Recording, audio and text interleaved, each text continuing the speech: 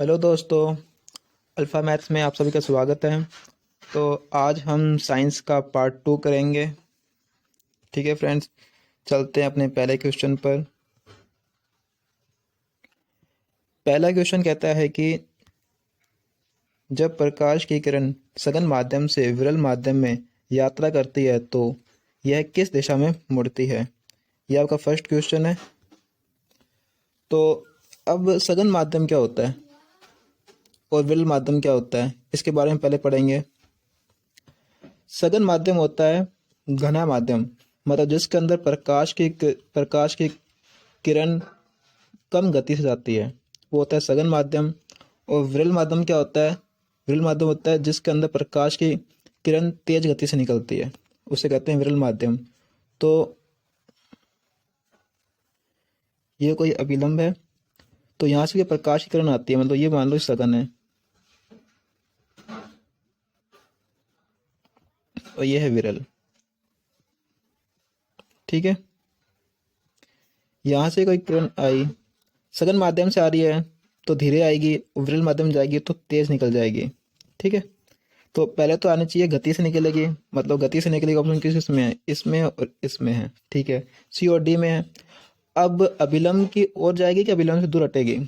तो यह आएगी अभिलंब से दूर हटेगी। ठीक है, तो आंसर आ जाएगा डी। अब इसको याद कैसे करेंगे कि अभिलंब से दूर हटेगी या अभिलंब के पास जाएगी? तो मैंने इसकी ट्रिक निकाली थी, सघन और विरल। सघन को अपने मानते हैं समधी और विरल को मान लो विलन। जब संधि से निकल के विलन की ओर जाएगी तो विलन की तरफ जाएगी, तो विलन से दूर चीज भागेगी, तो विलन से दूर हटेगी।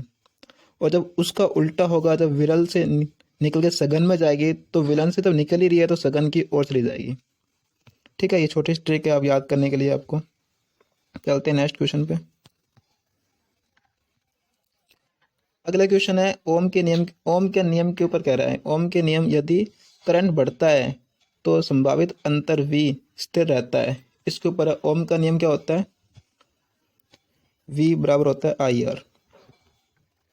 ठीक है, अगर ये कह रहा है कि आई बढ़ता है तो v पर क्या प्रभाव पड़ेगा, इसको याद करने। आई बराबर होता है v बट्टे आर। अगर आई बढ़ रहा है तो v भी बढ़ेगा, तो आई बढ़ रहा है तो v बढ़ेगा, v बढ़ेगा तो आर क्या होगा? कम होगा। तो इसका आंसर क्या होगा कि आर कम होना, आर कम होगा। आंसर है डी, प्रतिरोध कम हो जाएगा। ठीक है, आई बराबर वी बटे आर होता है। अगर आई बढ़ रहा है तो वी बढ़ेगा, वी बढ़ेगा और आई बढ़ रहा है तो आर कम होगा, तो आंसर आ जाएगा डी। Next question. अगला क्वेश्चन में हीलियम को छोड़कर नोबल गैस के बाहरी सेल में कितने इलेक्ट्रॉन होते हैं? नोबल गैसें कौन कौन सी हैं पहले तो ये बताओ। तो नोबल गैसें कौन कौन सी होंगी? हीलियम, नियॉन, आर्गन, क्रिप्टॉन और जेनॉन और रेडॉन, ये होती हैं नोबल गैसें। तो इसका परमाणु क्रमांक होता है 2, इसका होता है 10, इसका होता है 18, इसका होता है 36, इसका 54 और इसका होता है 84। अगर इन सब के शैल की बात करें तो ये तो 2 में ही आ जाएगा, पहले शैल में ही आ जाएगा। ठीक है, इसको करेंगे, इसको कैसे लिखेंगे? 2 8 और इसको 2 8 8 और 36 वाले को लिखेंगे 2 8 18 और 8। और 54 वाले को कैसे लिखेंगे? 2 8 18 18 8। और 84 वाले को 2 8 18 32 फिर 18 और फिर लास्ट वापस से 8। तो आपने देखा सब में 8 8 आ रहा है, सब में 8 8 8 8 8। तो इसका राइट आंसर आ जाएगा ए। और साथ में ना नोबल गैस को याद करने की एक ट्रिक है, वो क्या ट्रिक है? ही ना आकर जाना रे।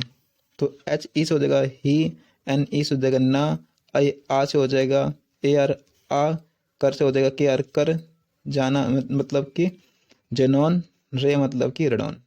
ठीक है, नेक्स्ट क्वेश्चन चलते हैं। अगला क्वेश्चन है कि कार्बन का परमाणु द्रव्यमान दे रखा है 12 और हीलियम का दे रखा है 4 जो कि होता है, और प्रत्येक तत्व में एक मोल में निम्न में से क्या कथन सही होगा। एक मोल पे बात हो रही है। अब आपको पता होगा कि चाहे कार्बन की बात हो चाहे हीलियम की बात हो, मोल की संख्या बराबर रहती है। एक मोल की संख्या बात हो रही है तो दोनों में बराबर होगी। तो अपने चलते आंसर सी पे देखो।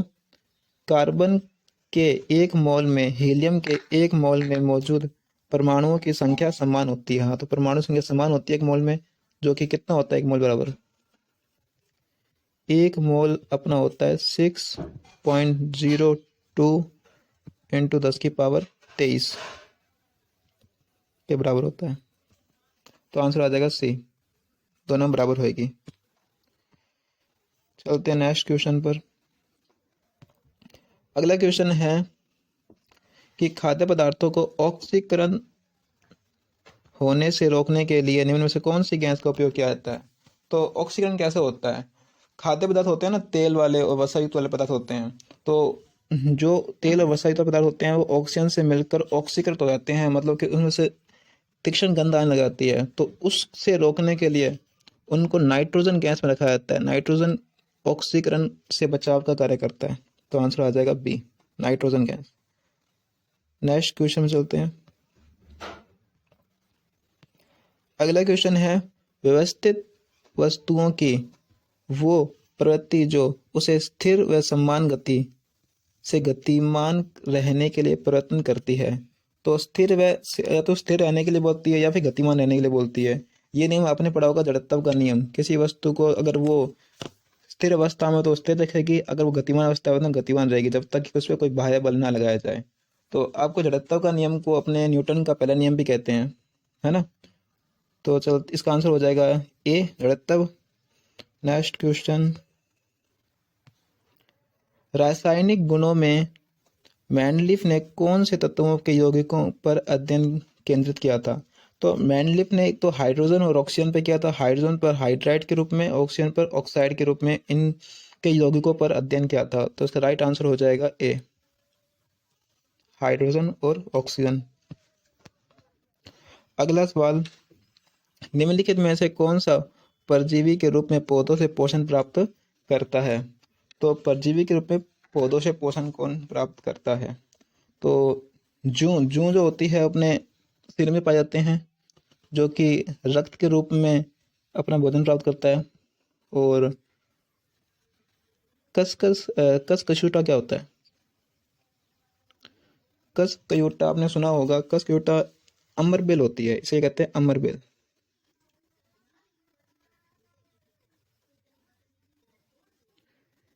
ये ज़्यादातर पेड़ों पे पाई जाती है अमरबेल, और जो कि पेड़ों से ही वो प्राप्त करती है पोषण। ठीक है, तो मतलब कि पौधों से पोषण ग्रहण करता है कसकयूटा। इसको अपने अमरबेल से चुना होगा नाम से। तो आंसर आएगा इसका सी।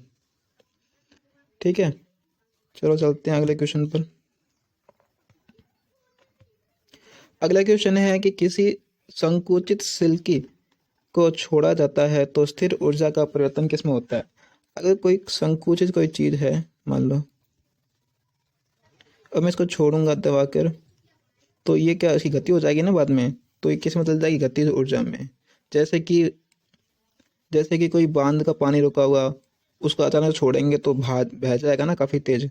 तो उसकी में कौन सी ऊर्जा आएगी, फिर गतिज ऊर्जा में बदल जाएगी। मतलब स्थिर ऊर्जा किस में चेंज होती है, गतिज ऊर्जा में। ठीक है, चलते हैं नेक्स्ट क्वेश्चन पर। अगला सवाल है, साइकिल की सवारी करते समय निकाली जाने वाली ऊर्जा निम्नलिखित में से किसका रूप नहीं है। तो हम साइकिल चलाते हैं, साइकिल में गति होती है तो गतिज ऊर्जा होगी। हमारी ऊष्मा एनर्जी लगती है तो ऊष्मीय ऊर्जा भी हो गई। और हमारे द्वारा लगाई गई ऊर्जा, साइकिल आगे बढ़ती है तो यांत्रिक ऊर्जा भी हो जाएगी। तो कौन सी ऊर्जा नहीं होगी, रासायनिक ऊर्जा। उसमें कोई भी केमिकल वाली ऊर्जा नहीं होगी। तो आंसर आ जाएगा सी, नहीं है पूछा था आपसे। चलते हैं नेक्स्ट क्वेश्चन पर। अगला सवाल है, निम्न में से कौन सा फूल के केंद्र में मौजूद होता है। फूल के केंद्र में मौजूद होता है। तो फूल के केंद्र में क्या होता है, फूल का जो केंद्र होता है उसमें होता है अंडक। ठीक है, और इसके जो बाहर होता है वो होता है पुंकेसर। पुंकेसर। और उसके भी जो बाहर होता है उससे हम कहते हैं पंखुड़ियाँ, फूलों की पंखुड़ियाँ होती हैं। ठीक है। अंडप जो होता है ना वो मादा जनन होता है।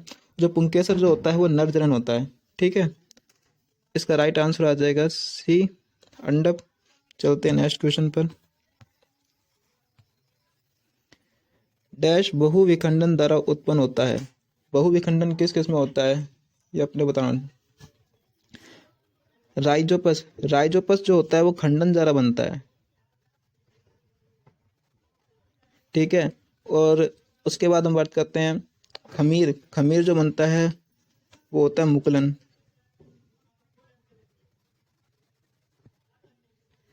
और प्लेनेरिया बनता है आपका पुनरुद्भवन, मतलब कि वापस से कोई चीज का बन जाना।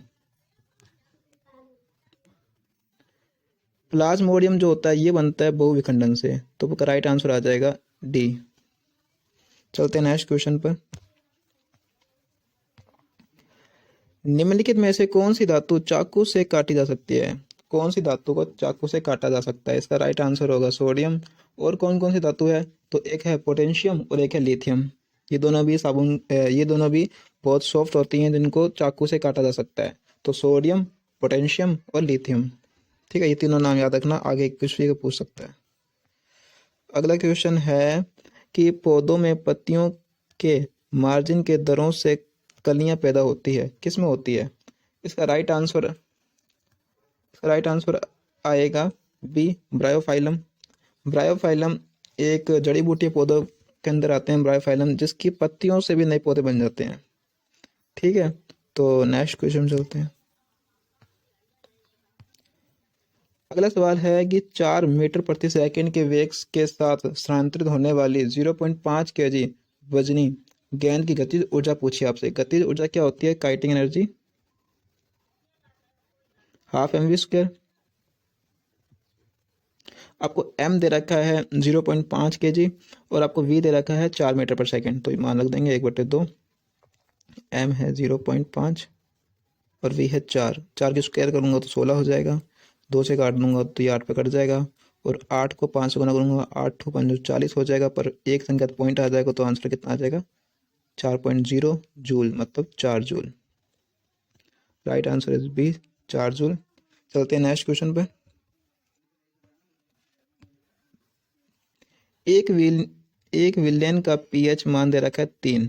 ठीक है, और जबकि इसका मान बदल कर हो जाता है 6। जब 3 से तो 6 हो जाएगा, अब पीएच मान 3 है और 6, मतलब ये क्या है, ये अम्लीय है। ठीक है, तो अम्ल में क्या होता है, H+ आयन होते हैं। H+ आयन का सांद्रण कितना होगा, आपको पता होगा, जितना पीएच मान कम होगा वो उतना ही ज़्यादा अम्लीय होगा, और जितना ही मान बढ़ जाएगा पीएच का तो अम्लता गुण कम हो जाएगा। जब कम होगा तो H+ आयन का सांद्रण का मान भी कम हो जाएगा। तो कम किस किस में हो रहा है, 2 गुना बढ़ जाएगा, ये आंसर नहीं होगा। 3 गुना बढ़ जाएगा, ये भी नहीं होगा। तो 1000 गुना कम हो जाएगा, हाँ कम होना चाहिए था, तो कम वाला आंसर होगा बी। Right answer B.